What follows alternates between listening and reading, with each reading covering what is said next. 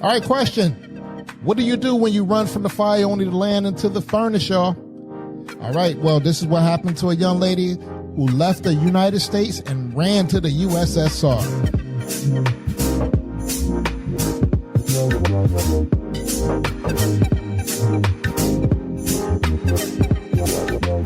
All right. Peace, family. You're tuned into the sound of the Only One Mic podcast, Mic Drop Show, and this is where we break down the day's biggest moves in culture and community through conversations that matter.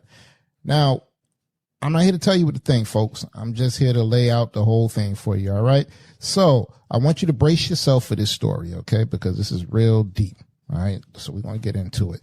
A black woman from the U.S. by the name of Francine Villa made a bold move.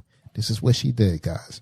She said, I had enough of racism in America, and instead of staying, she relocated to Russia, thinking it would be a safe haven. And that's her words, a safe haven.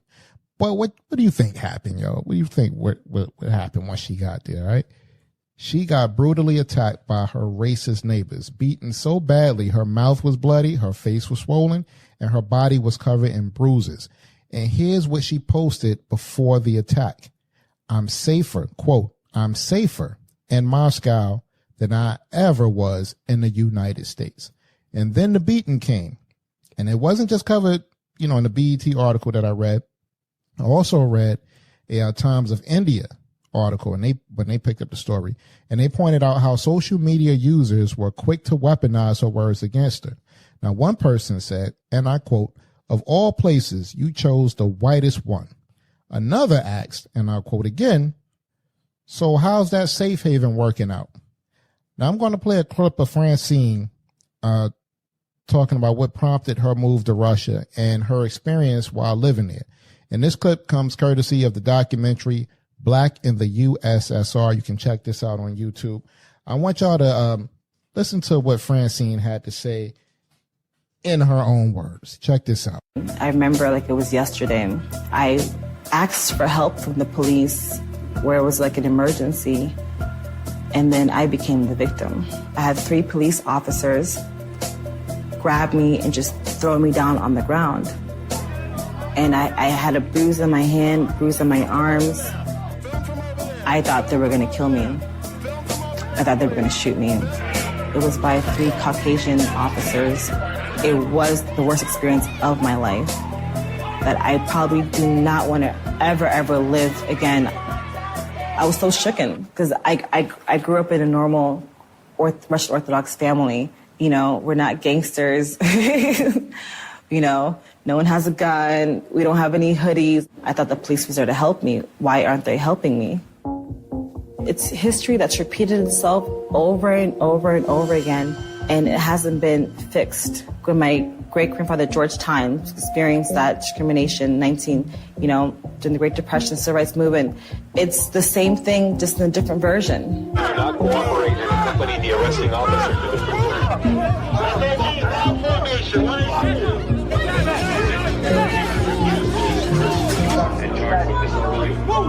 If you refuse to disperse. I've been living in Moscow for 1 year exactly. I teach English. I'm a teacher. I feel free in living in Russia because in Russia, no matter what time it is, I can walk outside and I'm safe. We're sitting outside the metro in this little benchy area. I remember the 2 police officers walking towards us, and my heart's beating fast, like boom, boom, boom, boom, boom, boom. Oh, why? Because, living in America, you see police, you're traumatized. And I was like, want to talk, I'm scared. And then she's like, oh, my friend just moved here from America, and she's Russian. He's like, really? 5 minutes later, that same police officer comes back with the biggest bouquet of flowers, a stranger, and tells me, welcome to Russia, you belong here. Wake up, nigga. All right, let's be clear. Let's be clear. This isn't about Russia. This ain't about America either. This is about the global reach of anti-blackness. Colonialism didn't just build empires, folks. It built ideas. Ideas that made dark skin synonymous with threat, with danger, with less than. And this sister She learned the hard way that you can change your location, but you cannot change the system. All right. Now, this is the thing. The backlash that she's getting online, that's a whole other form of violence. Instead of solidarity, a lot of people are clowning her. Instead of being empathetic, they're throwing memes. And instead of asking how we protect each other, folks are saying she deserved it. Now, it's kind of a twisted mindset if you think about it. All right. But, as a black woman gets beat on foreign soil and your first reaction is laughter. All right. But now we got to bring this to you, family. What does escape even look like for us in 2025? Can you escape this? Can you think you can just leave and just never follow you? If you can't be black and safe in America, and if you can't be black and safe in Russia, if you can't be black and safe on your job or in your neighborhood or in your own skin, where do you go? We got to stop dreaming of safe spaces and start building them. How we do that? Spiritually, mentally, and physically.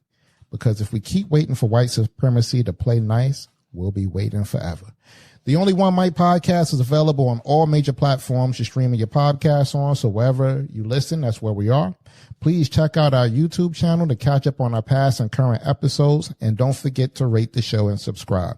Also, I just want to stop and say thank you for all of the new subscribers to the show. As I said before, the show is starting to grow, starting to get a little wings, at least this section of the show. And I wanted to say thank you and I hope that you keep liking and subscribing and also sharing these topics so that way we can have some type of discussion about it. It also helps more than you know.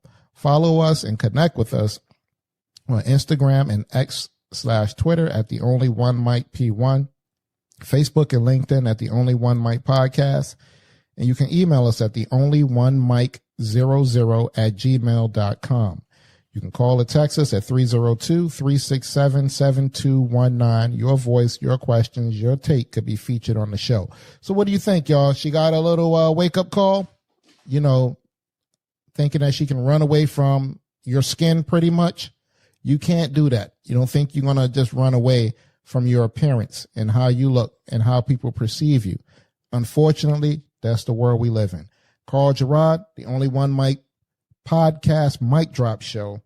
Peace.